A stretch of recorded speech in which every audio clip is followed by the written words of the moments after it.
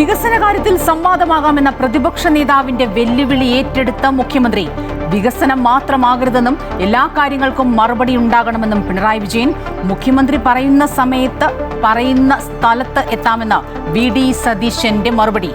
UDF ക്യാമ്പിന് ആവേശമായി രാഹുൽ ഗാന്ധി. കേരളത്തിൽ LDF സർക്കാർ BJP നിയന്ത്രണത്തിലെന്നും ശബരിമലയെക്കുറിച്ച് മോദി മിണ്ടുന്നില്ലെന്നും രാഹുൽ.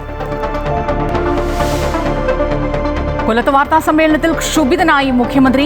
SDPI ബന്ധത്തെക്കുറിച്ചുള്ള ചോദ്യത്തിന് ഉത്തരം പറയാതെ പോകാനൊരുങ്ങി മുഖ്യമന്ത്രി.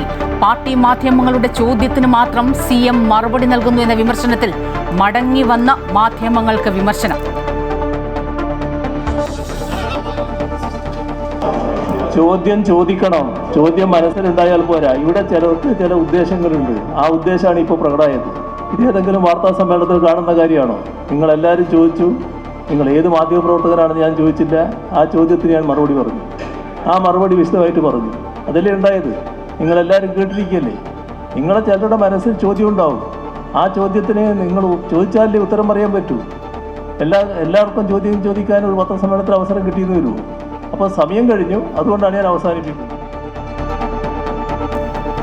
ആര് വോട്ട് ചെയ്താലും ചാപ്പ കുത്തി മാറ്റി നിർത്തില്ലെന്നും SDPയുടെ വോട്ട് വേണ്ടെന്ന് പറയില്ലെന്നും തോമസ് ഐസക്.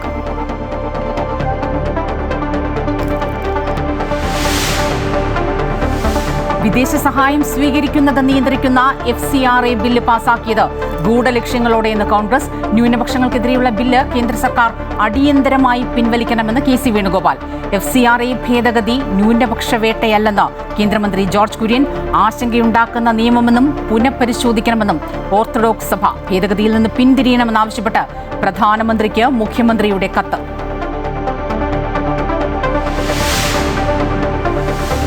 ഓഹരി വിപണിയിൽ ഇടിവ്. വ്യാപാര തുടക്കത്തിൽ സെൻസെക്സ് 1200 പോയിന്റും നിഫ്റ്റി 350 പോയിന്റും ഇടിഞ്ഞു.